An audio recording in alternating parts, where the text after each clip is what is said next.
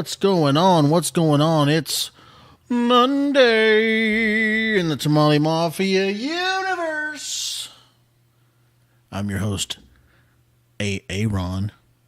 And first of all, let me apologize because I didn't release an episode on Thursday because my face is rejecting me. My face hates me. My face is like, fuck you. And not really my face. This mostly has to do with pollen, or what some might call chemtrails. Hey, who's pollen? Who's that? Pollen? Who's pollen? I have a cousin named Paul. Ooh. Listen to the Just Breathe podcast. Hey, Paul was on the podcast last week. Did you hear it? Or did you listen to it? I think I fell asleep. Oh, sorry. What's going on? Was it boring? No, I was very sleepy. I understand. I get sleepy too. Listen, folks. I sound a little bit like I'm underwater, I think. To me, in my own head, that's what I sound like. I'm battling allergy season, which means that I'm not sleeping well at night. I'm waking up with snot pouring off my chin. It's stuck to my pillow. My face stuck to my pillow. There's just a lot going on. There's a lot of drainage and drippage. There's a lot of sneezing. And so, one of the things that I've been dealing with sneezing has to do with this fucking rib cage of mine on the left-hand side. I guess a few years back, I sneezed my way into a major injury in my rib cage. It was like, I didn't break a bone, but I ripped all the muscles between my ribs because the violent action of my sneeze actually separated the muscles and ripped them open. And I bled internally, so my entire side was black, and I couldn't breathe without pain. So ever since then, every time around this time of the year, if I sneeze more than like 6 times total, I'm fucked. My ribs start aching. I get to the point where I can't breathe. So that's been going on this past week. Can't sleep, can't breathe, can't talk properly. So I didn't release an episode on Thursday because I felt like it sounded like shit, and I didn't want to put you guys through that of me just going.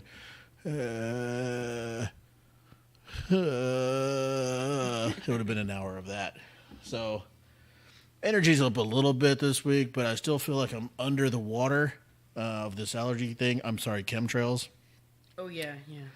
And so man, this flat earth is really getting to me. Yeah, the flat earth is really messing with us.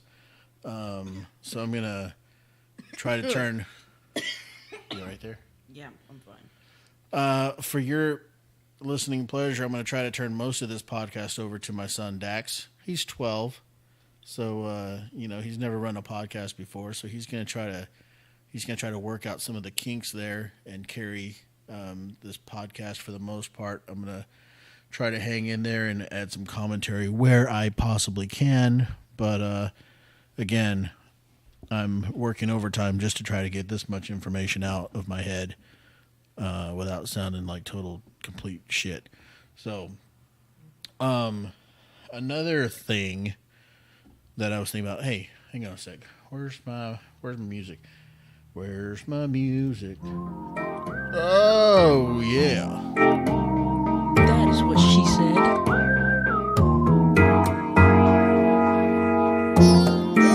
Hey, man.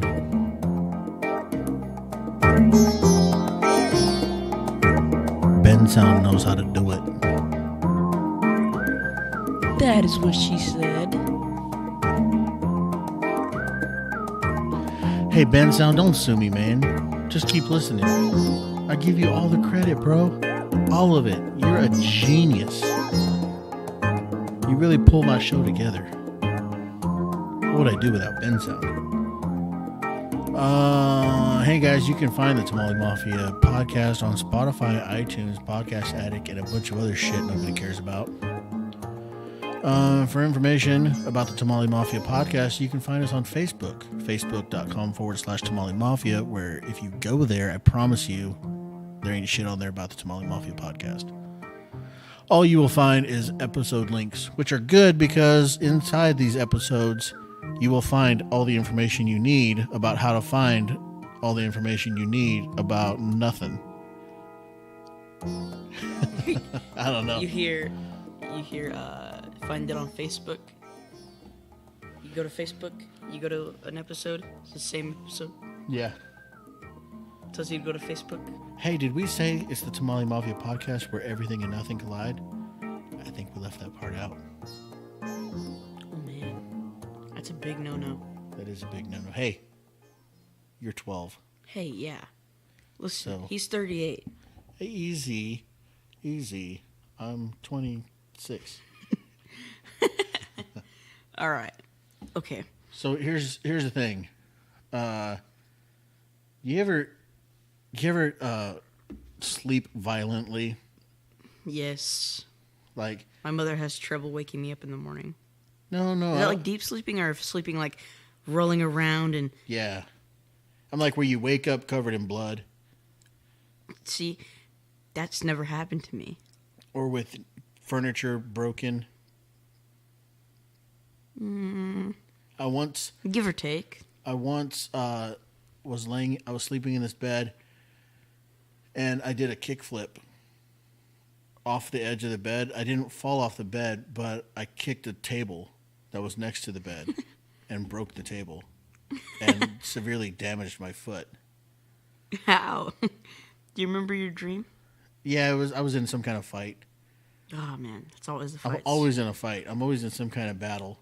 My dreams are so wild and dangerous, and like I've died multiple times. I've been shot multiple times. I'm always in some kind of police raid where I'm a police officer or FBI agent or military something, where I'm in like taking down some kind of drug cartel.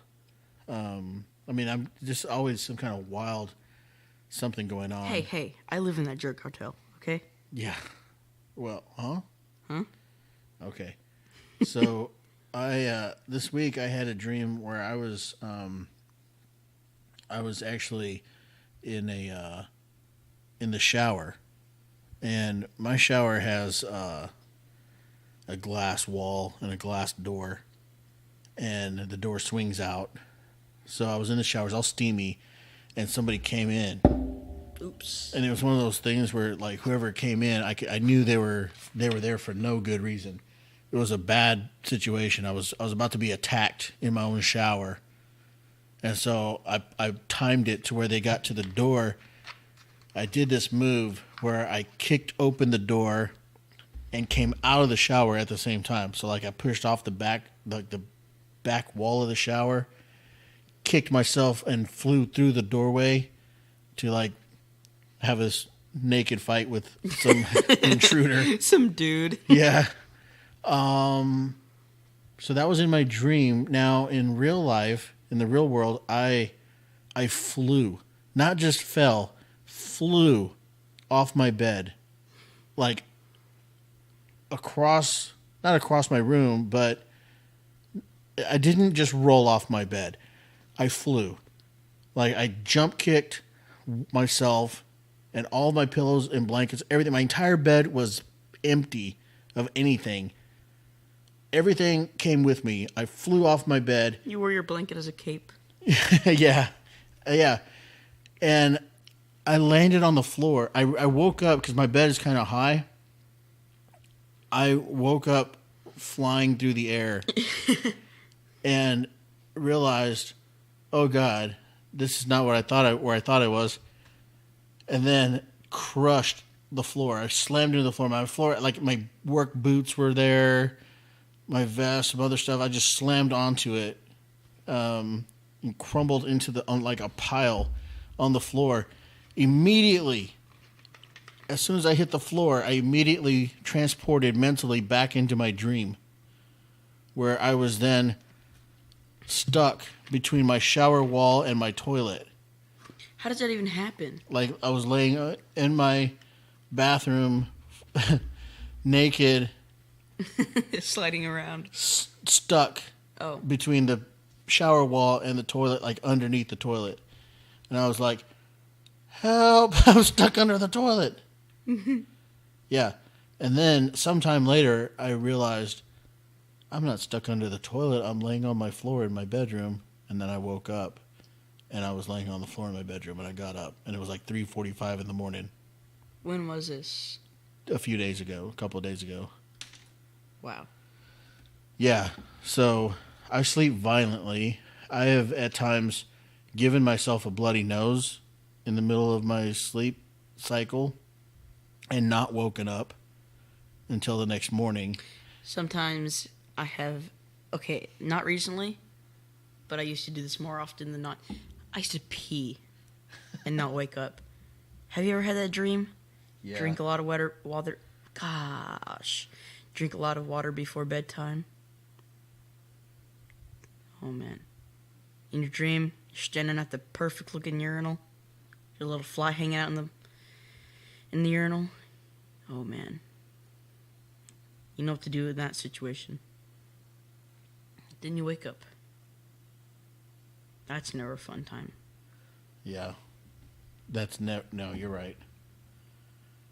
Sometimes I wake up right at the right moment where A couple drops just come out.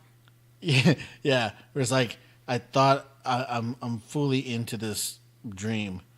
And Sometimes I wake up and I used to wake up and just let it happen. I thought I was in full release mode, just painting the walls of this dream, waggling it back and forth, just writing my name in the snow or something, and then wake up and like, oh my God, I'm in my bed, and then be totally dry and like, wow, I'm a grown ass man. I almost peed in my own bed. Yeah, so that's what's been going on here lately. What else has been going on? Talking about danger zones. Danger zone? Yeah. Talking about Where when pee comes out, where pee comes out. Talking about that. I left school on Friday. Mm-hmm. Yeah. All right, good story. Yeah. Well, I don't know how to tell it. You're good at telling stories, and you know what happened. You need to tell the story. This is your story. I'm not good at telling stories. You are great at telling stories. Tell this story. Okay. Start from the beginning. So, when is the beginning? My mom drops me off at school. Having a good day. People greet me. I go inside. I head over to my first period. Math. No. I'm fine. Right at the end of first period. Hold on, give me a second. I've been drinking A&W. Okay. Right at the end of first period, I feel this really bad pain. Kind of like I've just been kicked in my right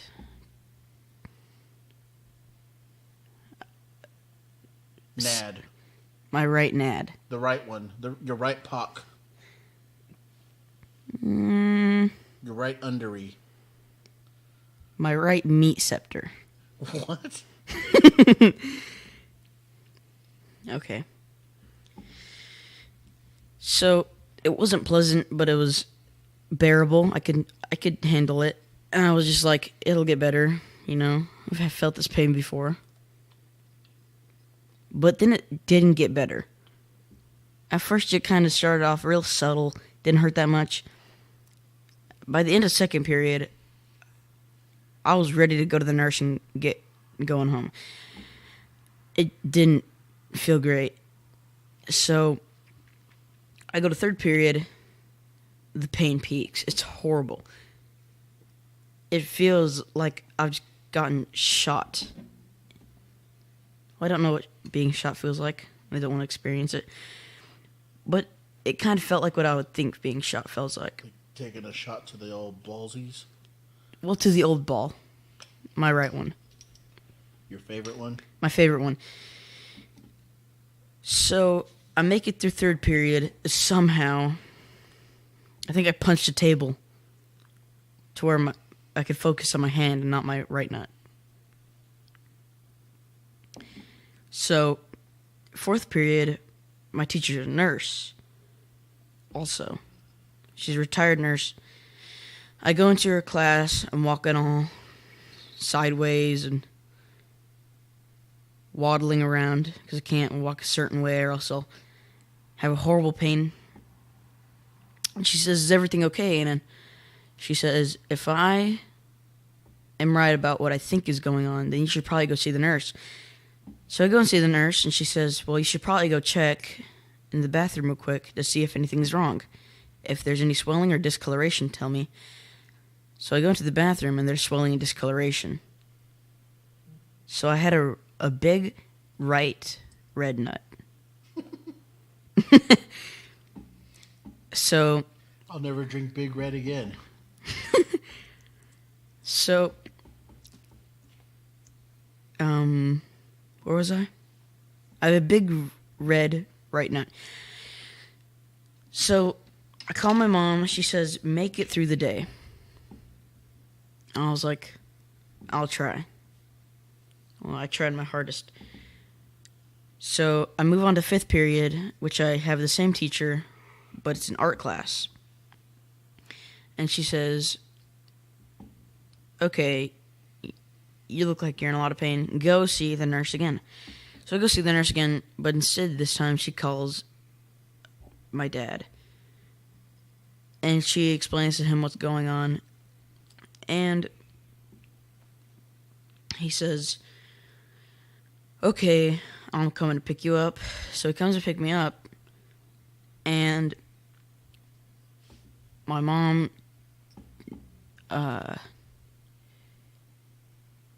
told my dad to bring me to this clinic that I go to, that I go to frequently for checkups and things like that.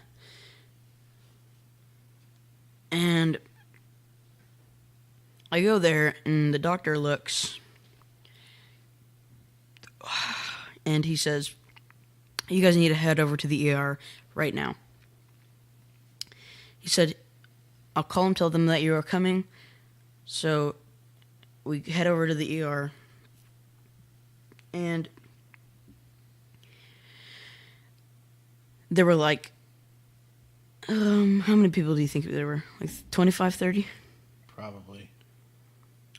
So I thought I was going to be there for like 8 hours. So we were doing some research. What? 8 hours. Yeah. So we were doing some research, and what we had found out so far is that the symptoms that I have been receiving could have been from testicular torsion, which means like whenever one of your nuts get twisted up, right? Yeah. So it said that I would have 6 to 8 hours to get it repaired before it dies. I started praying. I said, "Oh God, not my right nut." I really didn't want my right nut to fall off. One, that pain would be unbearable. And two, I would have to live with one nut. I'll be one Pac. One ball Willie. One shot.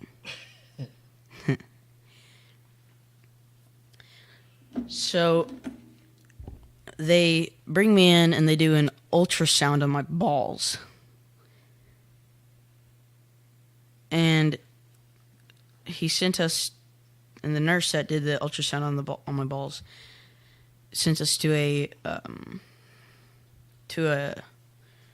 little room where we could wait. We waited. One of the doctors came back, said that I was fine.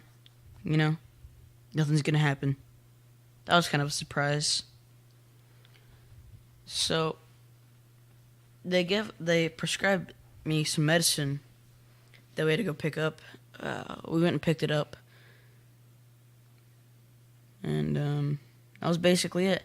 But the swelling has not slowed down, per se, tennis ball size. Good Lord. I know.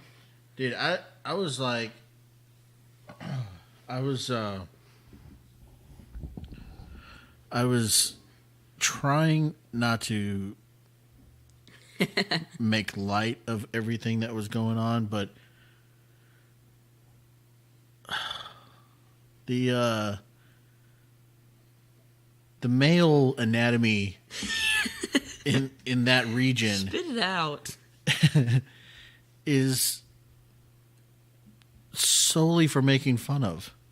Yes. It makes babies and it makes jokes. That's all that is good for.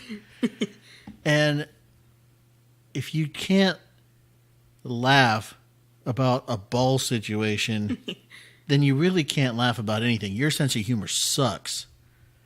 Because even though it was a serious situation, okay, yes, we didn't want him to become one shot. Yeah, during the ultrasound, I was laughing my ass off. Well, dude. He was rubbing this little remote-looking object on my nutsack. Dude, at one point, he turned up the volume. I was like, what are you expecting to hear? Now, I know he's looking for something specific, and it's probably blood flow, right? He's probably like looking for the in and out sound of blood going in and out. But I was in my head, I was like, oh my God, I wish these balls were talking. Like, he turns the volume up and you hear, hey, let me out of here. I can't breathe. Help. Help me.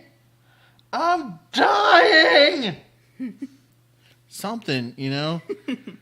I was trying hard. I was crying because I was trying not to laugh. I was trying to hold it in, but I was inside. I was laughing so hard at the idea of these little balls screaming out and for help. No, not little.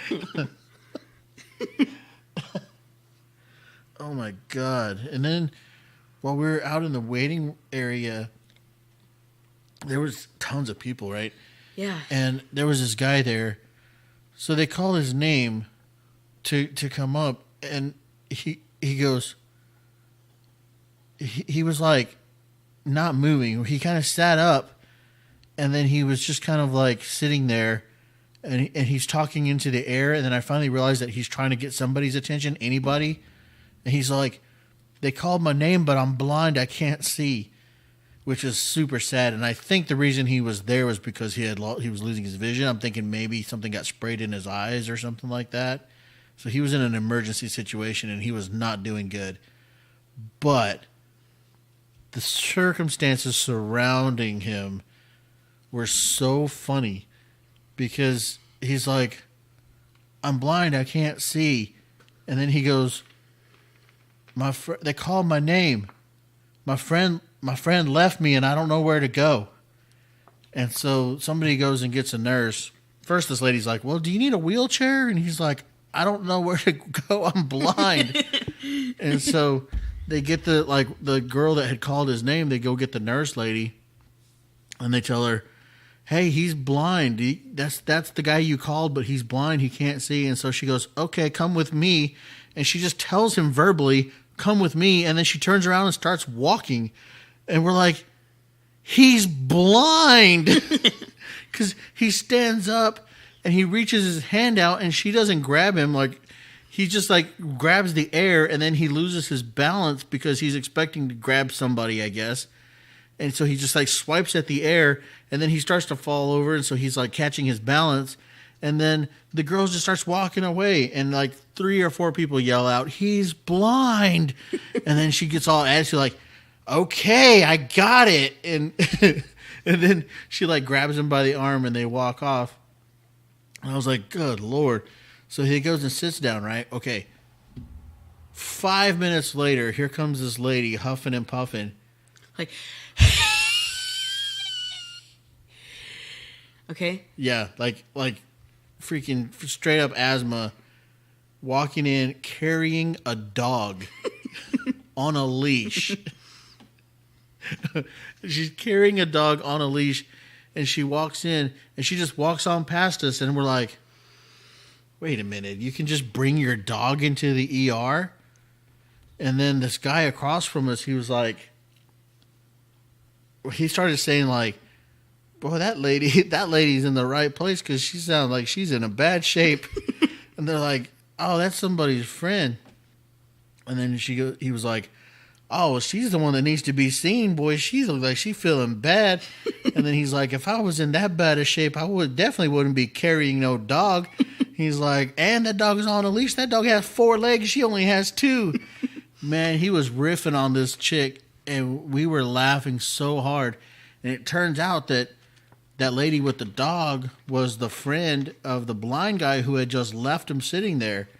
And so then I was crying. I was laughing so hard. I almost lost complete control of my senses because I started thinking, like, what if that dog was his seeing eye dog?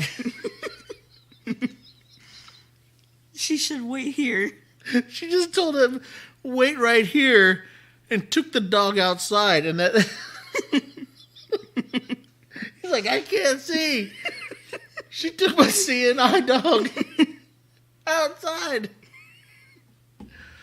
Oh my God. And then she brings the dog back in on a leash, but she's carrying it. Like, what are you doing? So, I mean, we had fun. Even though we were freaking out a little and we were up against the wall because they were like, yeah, if we don't get this taken care of in 6 hours, then the ball dies and we got to remove it. And we're like, do we have a funeral? Hey, you know what? That lady really needed the Just Breathe podcast. Just breathe, lady. Yeah, because she couldn't breathe. But do you have a funeral when your ball dies? Put it in a little casket, put a little suit on it. You throw it into the ocean. Like a tennis ball. You shoot it out of a potato gun.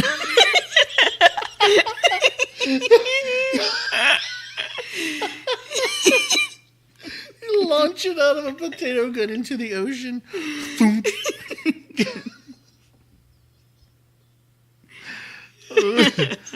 Oh my God, burial at sea. 21 gun salute, and the 21st gun is the potato gun. Yeah, what do you do with a dead ball? Frame it. Put it in a jar and wear it around your neck. This is my ball.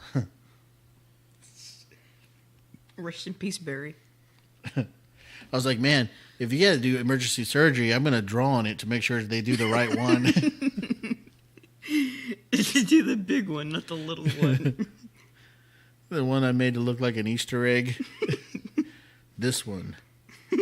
Hey, Doc, it's the one that has a beard. Oh, man.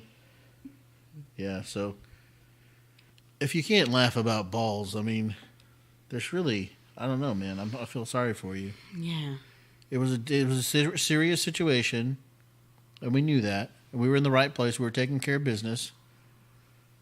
Ball business. But there was plenty of laughter surrounding it. Oh, my God.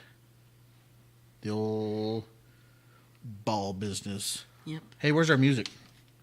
I don't know. Let's pull it back up. Oh. Oh. Oh, man. Nice music. Where did you get this music? I got this music from Ben Sound over at his website, bensound.com.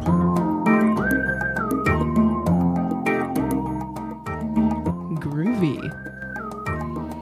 Hey guys, if you like this podcast, share it, like it, comment, tell your friends, tell your enemies, tell your frenemies, tell your Grandma Betty. Tell your swollen ball. Tell your swollen right nut. Man, he'll love it. Put some little headphones on him. Hey, do the surgery on the one that has headphones, okay? Not the one that has earbuds, headphones. The one with the headphones. I got a little bored on the other one. Studio headphones, little over ears. He's currently meditating.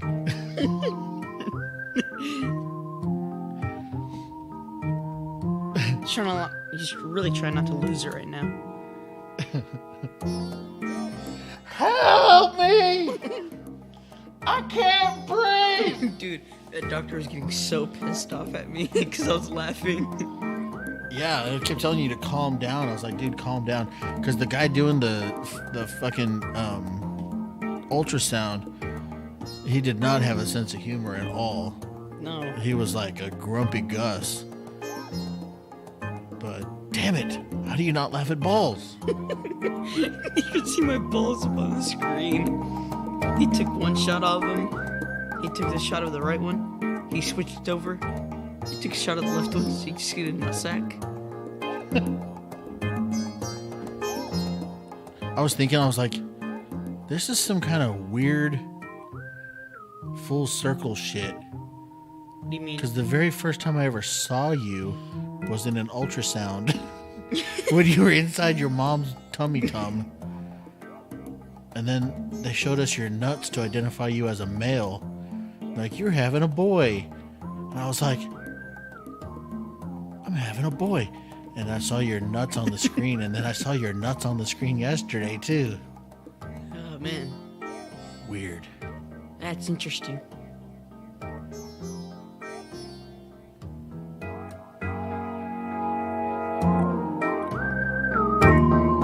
So, yeah, like it, comment, join the conversation anytime over at facebook.com/Tamale Mafia.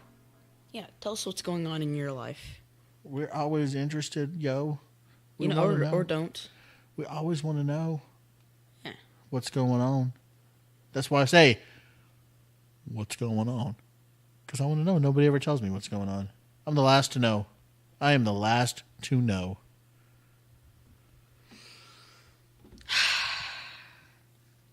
So, What do you mean you're the last to know?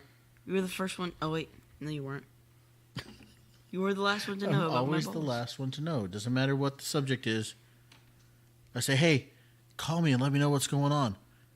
3 weeks later, Nothing. I hear it through the grapevine.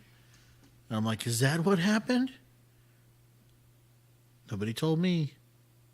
I'm the last to know. I think I know why. Because they're afraid it'll end up on the podcast? We're brown. Oh, not because we're being racially profiled. Heck no. Who does that? Racists. Yeah. I've never been, I've not had too much in encounters with true racism. Oh, I have. Mostly, most of the racism that I've been encountered with is people who try to disguise it as a joke. And I don't like that. If we're buddies, if we're friends, and you're going to bring me a joke about my skin color or my heritage, I'm less likely to be upset by that. But if you're just some random person and you start making fun of me for being brown, then I'm going to have a problem with that. I had this boss one time in this shitty job that I had, and he liked to call he even had it wrong. He liked to call me towelhead, which is like a derogatory term for a Middle Eastern person who wears a turban or some kind of thing on their head. And so he would call me towelhead, and that sucked. I was always mad about that because I was like, dude, first of all, you got the wrong orientation here. You got the wrong color. Not color, origin, heritage. Yeah, you got the wrong nation, the wrong part of the world. And then I think he would just do that just to be like, somehow it was double offensive because that was not my heritage. And then, I don't know. He was weird. But man, I used to prank him relentlessly. So I got him back for it. Like, I used to just make him miserable. He never found out it was me, so that was always good. But like, I think one of my favorite things I ever did to him, because I did a lot of stuff to him that he never found out about. But one of my favorite things I ever did was I wrote on a Post-it note, no, a piece of tape, because it was like a piece of Scotch tape, real sticky. And I just wrote on the tape, "I swallow." And I put it in my hand, and then I walked up to him, like in our morning meeting, and I just patted him on the back. And I said, Hey, Wes, good morning. Good morning, sir. How are you? Oh, good, I'm fine. And I just patted him on the back. But meanwhile, instead of what I was really doing was pasting this tape to his back that said, "I swallow." And he walked around with it all day and went to like meet with other Executives? not executives. He wasn't that kind of person. He was more like job site kind of guy. So he met with some vendors and some clients. And the next day, when we had our morning meeting, he was furious because he didn't find it all day until he got home. And his kids read, "What does 'I swallow' mean?" He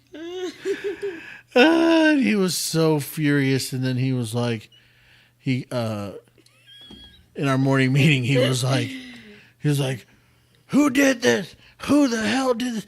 My kids saw this." And I was just like, "Call me towelhead again, motherfucker." I hated that guy. But have I ever told you? I know I haven't talked about this on the podcast because this is a story that I don't really tell that often because I'm not super proud of it. But have I ever told you about the time that I did a prank that got so out of control that it led to some guy getting divorced? Maybe, but I don't remember. It's like pranks. This is the reason I stopped doing pranks because that shit gets out of control pretty quick. But I was like the king of pranks in this company that I worked in. And I didn't really care too much about the job, and I was working on the night shift, so I double didn't care. I spent most of my time in that company trying to make people laugh, and I was pretty good at it. And so, like, one of the things, like, I took our boss's cell phone one time. This was when iPhones first came out, and the managers had iPhones, and they were so proud of them. Oh my God, they were so proud of them. And they would like, our manager would walk around with his iPhone in his hand so that everybody could see he had an iPhone. He didn't like stick it in his pocket. Yeah, people that, and I personally am an iPhone user, but I'm not cocky about it. I'm not like, oh yeah, look at this poor person. No, Yeah. no, I'm that's a really douche move, you know. Yeah. And this was when iPhones first came out. So Were exclusive. They were exclusive, and there wasn't Android phones yet. It was just like the old style cell phone, and then the iPhone was like the first on the market. Touchscreen revolutionary. Yeah. And so, I mean, he was like in everybody's face with it. And he left it, he would leave it laying around all the time. And then he would walk around, "Anybody see my phone? Anybody seen my iPhone? My brand new state-of-the-art iPhone that nobody else has? Anybody seen it?" And then he'd be like, "Oh, here it is. Here's my iPhone. Has everybody seen my iPhone? Here, it's in my hand now." He's just a douche with it. And so it got really annoying. So the one time he left it on somebody's desk and walked off, so I took it. And I did the old Jim, when Jim pranked Andy, when Andy had his cell phone that was like, "Diddle-it-up, diddle-up, diddle-it, diddle-up, ba-da." He had that real annoying ringtone that he made himself. Mm. So I did that. I took this dude's, almost said his name. I took this dude's cell phone and I threw it up in the false ceiling, the rafters above the paneling, and then he couldn't find his phone, so he's walking around. hey, anybody see my iPhone? Anybody see my iPhone? And then so we had a phone in our office area. His office was outside our room, and so he just, I guess, assumed that he had left it outside our room. So he went to our phone for whatever dumb reason and put it on speakerphone, dialed his number, and then would walk out of the room. And he was walking around all the other offices looking for his phone. But it was up in the roof of our office. And it would ring. You could hear it ring on the speakerphone. Ring. Whatever his ringtone was he had set to in the ceiling. You could hear it.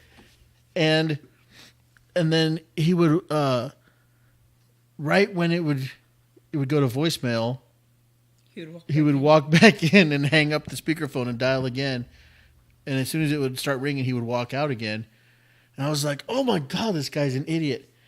And so he did it like probably 5 or 6 times and then gave up. And so I just got tired of, like, I burned out on this prank pretty quick. It could have gone probably days. I don't know.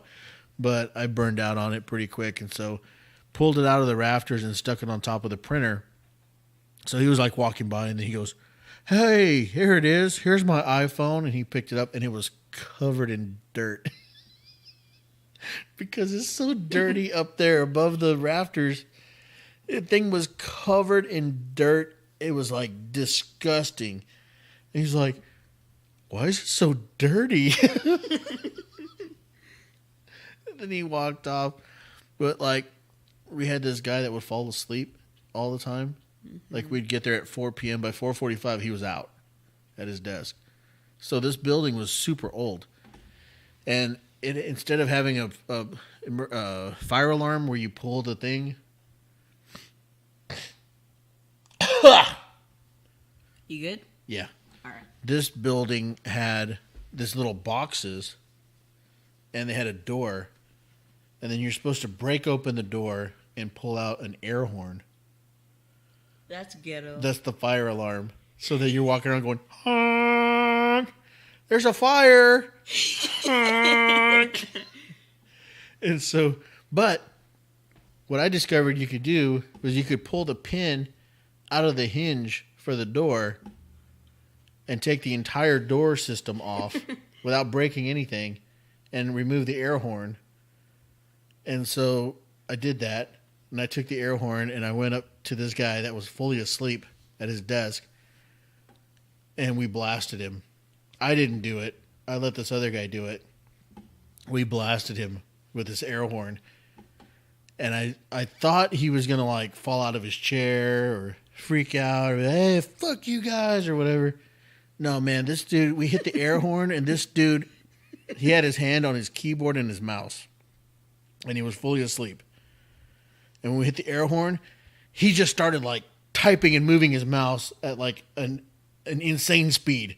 Like he was ultra working super fast. He just like bounced up. It was like, and I was on the floor, dude. I was died laughing so hard. I was laying on the floor, and then he turned around and saw. I mean, we were all dying laughing, the whole room. And he was like, "Ah, man, you guys suck. Y'all are a bunch of jerks." And he like picked up his whole desk and computer and everything and moved it out into the hallway for the rest of the day because he didn't want to see us. Wait, was he typing anything? No, he was just slamming his hand on his keyboard. He was like, oh, it was so dumb. And then that guy used to also take his shoes off all the time. Wait. What about the one?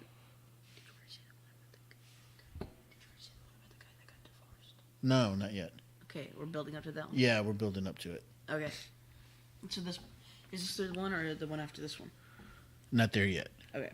So I did a lot of pranks in this building. this job segment.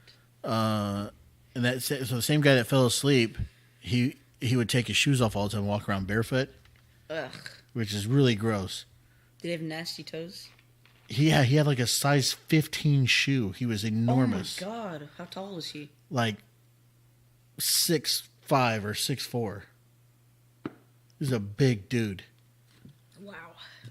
And so he would take off these shoes and then walk around barefoot. And so I waited for him to leave our office, and then I took his shoes and I went and put him like in the farthest stall of the men's bathroom, like way at the end. And so, and it took him to walk in. yeah, it took him an entire night to find his shoes. And when he finally found him, he was so angry. And he was like, I'm going to get you fired for this. And all that stuff because he was so mad. What? Can you pass me your hat real quick? My hair's all in the way. Being really annoying. Sorry. Sorry, podcast. So he was so angry when he finally found his shoes because he was like, that is so disgusting, and that floor is full of germs, and that is disgusting that you made me do that. I had to walk across there to get my shoe. That is disgusting. I'm like, yeah, that's what we all deal with when you walk around here with your stupid bare feet. Like, it's disgusting. Keep your shoes on. And so then, let's see. Another time on our printer, I found out that, the part when you do a print job, the part that shoots the paper out, mm-hmm.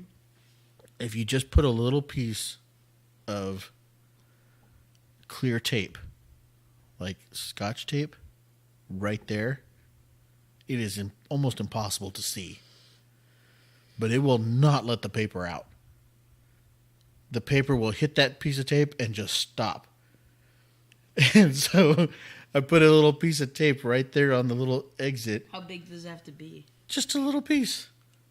Just a little 2-inch piece or whatever. Just right there on the exit. And when the paper comes out, it does not come out. So our boss had pulled the entire machine out, taken it all apart, was laying on the floor with his arms inside the machine, had gotten into the ink cartridge. His hands were full of ink.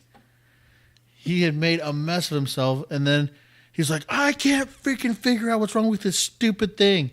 There's nothing. He would pull all the paper out, get it totally unjammed, put it back together, go do a print job, and the thing would jam up again immediately. I don't understand. He's so mad. And so I walked over and I was like, what's wrong with the printer? And he's like, I don't know. The stupid thing doesn't work. And so I was like, oh, man. Some jackass put a piece of tape right here. I pulled the tape off. That jackass was me. So, okay. The reason that this guy, or not the reason, but what led up to this guy getting divorced was... Wait, the same guy that... Totally different guy. Okay. This guy was a nice dude. He really had nothing to do with what was going on. In fact, the day that we pulled this prank, he didn't even show up to work. He had taken the day off because he was going to an intervention. Oh, boy. For somebody who was an alcoholic.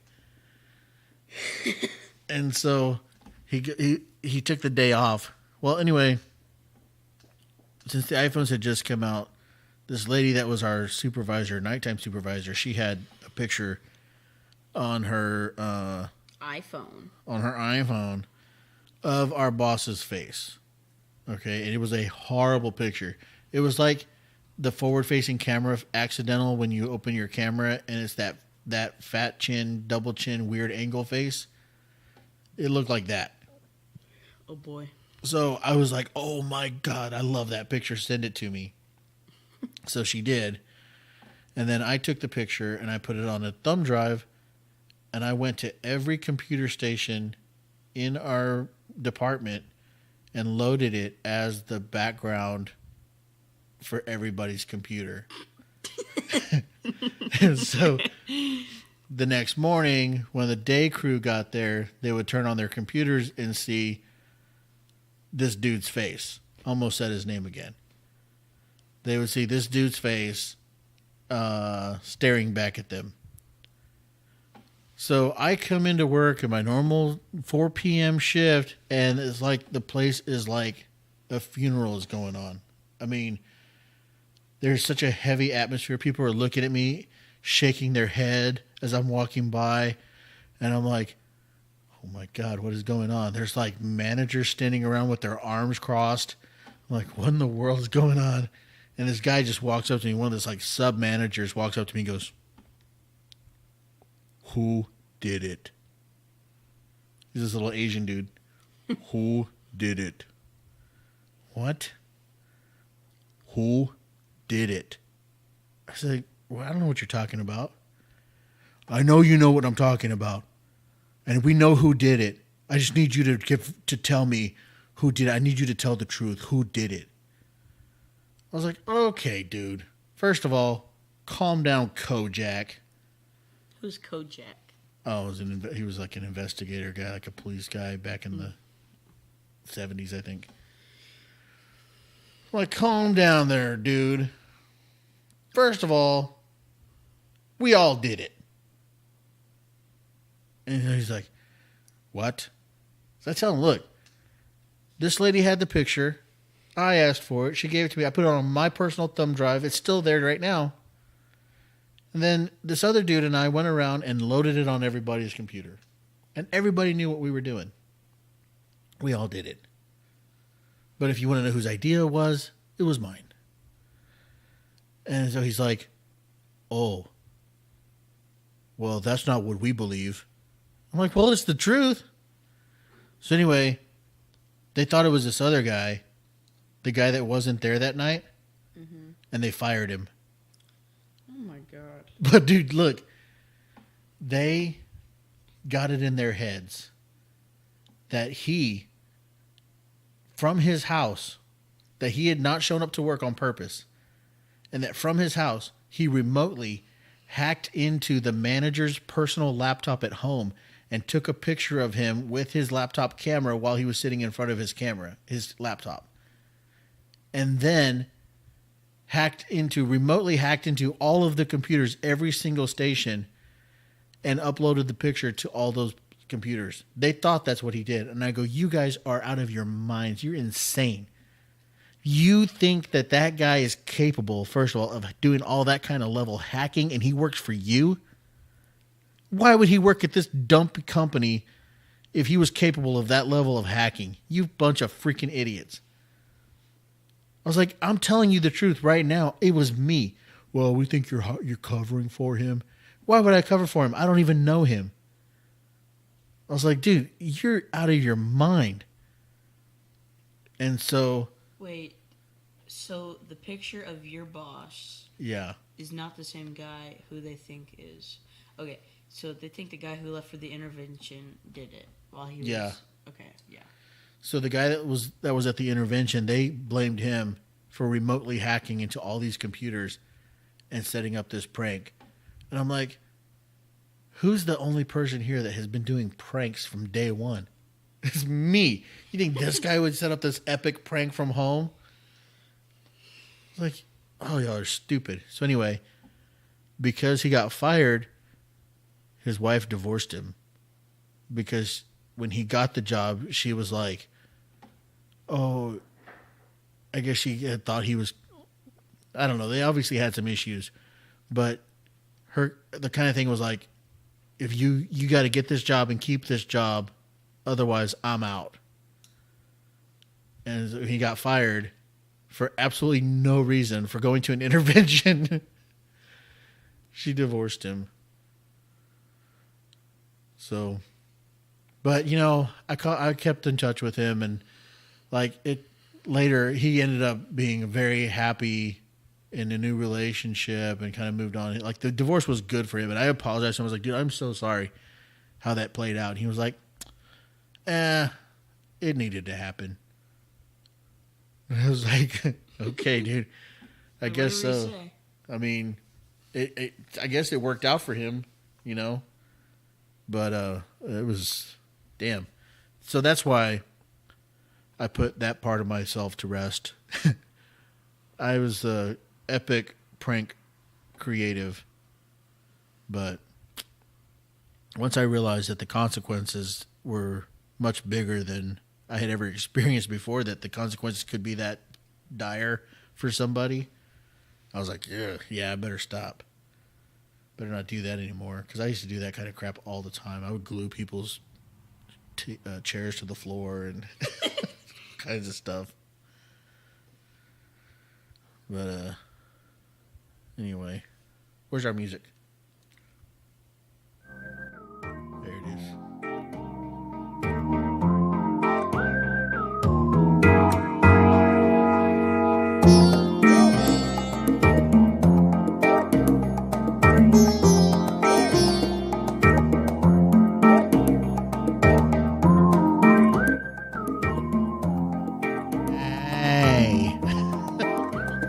Try to get that microphone on. Hi, guys. Do this. Like this. Share this. Comment this.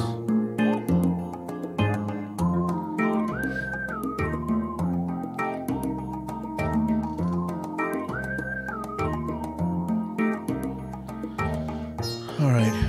Well, we've said a lot here, but just to close things out, why don't you tell us about your little fish experiment and how did we end up with a bunch of fish in our shop? Okay. Well, hey there, Mike. Getting a little friendly with me. So, I thought it would be an awesome idea to have an endless supply of fishing bait. Like, not a little worm farm, no. A fish farm. Get a fish tank, raise fish, breed them, endless supply. So, a couple weeks ago, me and my dad went out, and we caught these fish. We brought them home. Instantly, I fell in love with them. Those fish are my pets now. I have 10 little tiny pets swimming around in a fish tank in the shop. And maybe I'll use one of them as bait. But I would never be able to forgive myself. Yeah. Well, also when we were catching them, because that was kind of the purpose, was like, hey, let's go catch these fish and then we can raise them and have this endless supply of bait, right? But while we were there, I knew I was in trouble because I was like, hey, let me grab one of these fish for bait. And he's like, well, you can grab one out of the bucket because I haven't named them yet. I was like, wait a minute. I don't even know them. Look, you're not naming these fish, man. These are bait. You don't name your bait. And I was like, oh, no.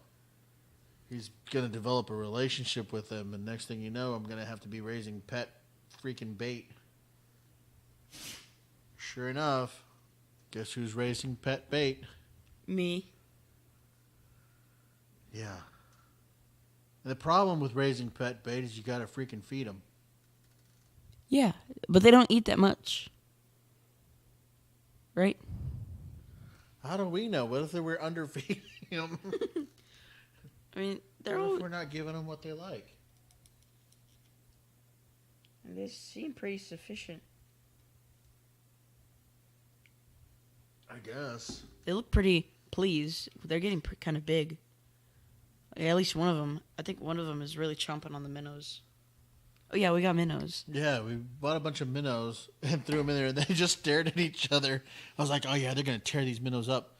They just stared at each other. For a week. Yeah, for days. I was like, do they not know what maybe they don't know the species. They're not familiar with the species of minnow, and so they're afraid. And the minnows are over there like, yeah, motherfucker, back up. I'm about to fuck you up. You get over here. You know what I mean? Like the minnows, they have no defense.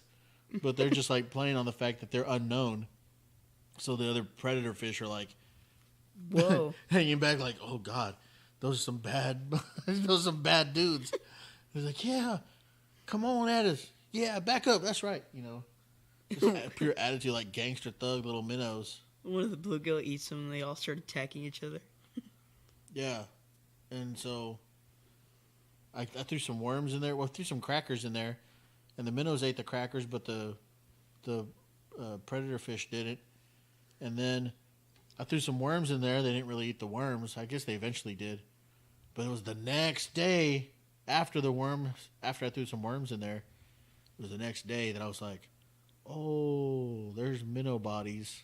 There are some minnow bodies floating around. Yeah. And the minnow numbers are much less than what we started with. I was like, okay. They must have finally went for it. One of those dudes got so hungry. He was like, I don't care if y'all attack me. I'm going in. And all the other predator fish, little bluegill, are like, don't do it, Sammy. Don't do it. They're going to get you. I don't care if they get me. I'm going to die either way. I'm going for it. And he just went in and started chomping on them. And they all were like, ah! They took off running. All the others like, oh my God, they suck. The whole time? The whole time? It's like whenever the coach joins your dodgeball team. But you've never felt that experience. You're homeschooled. Yeah, I don't know what you're talking about. Yeah, every time whenever the coach joins your team, the other team usually gets absolutely obliterated. Oh, yeah. Mm-hmm. Dude, speaking of dodgeball, I have this friend who's a Special Forces Marine Corps guy, Marine Corps recon guy. Yeah. Really bad dude. But he played dodgeball with a whole bunch of toddlers. Not with toddlers, but with younger kids. Like it was, and I was on the other team. Wait, where were you? When was this? This was before you were born. Oh. This dude. It was like me and him, and then a bunch of kids. And this dude. Wait, you guys were on the same team? Nah, we were opposing, and I think it was like everybody against him. Mm-hmm. At one point, we played that game. You know, everybody against him. Man, this guy's reflexes were so fast. He would lay down on the grass with his feet crossed and his hands behind his head and dare people to throw the ball at him. And you would throw the ball at him, he would jump up, catch it, and smash you in the face with it before he landed back on the ground. He was so fast. Bro. It was amazing to watch. Did he ever get out? No. He was unbeatable. His reflexes were insane. He sounds epic. Yeah. He could dodge and like he would dodge and flex and like move and bend and stretch and Matrix. Yeah, stuff. Dude. He was like full on Matrix. Anyway, cool dude. His name was Country. Country roads. Okay. Well, sir. I think we've come to terms, and I'm going to say it this time. We've said it all. We've said all that we can.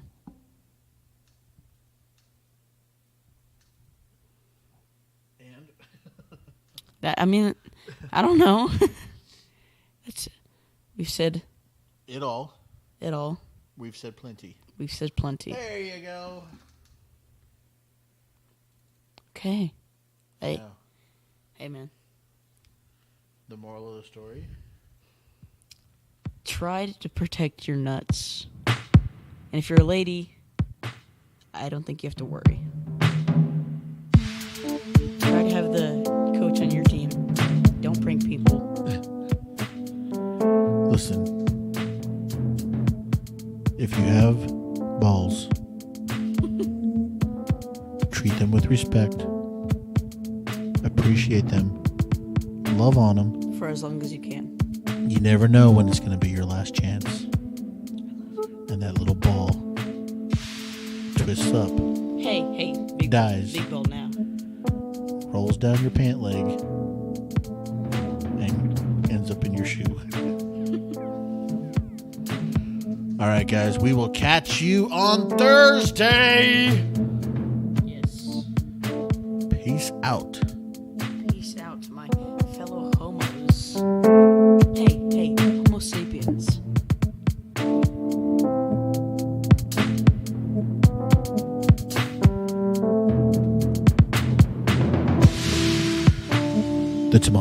Podcast is brought to you by me.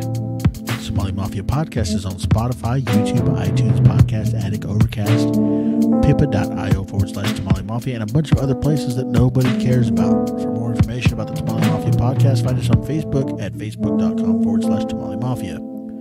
Our intro music is brought to you by me.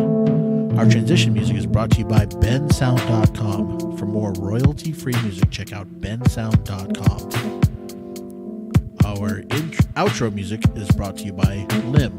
For more mind-blowing intellectual electronic tracks, go to soundcloud.com/getlim. That's LIMN. And as always, thanks for listening.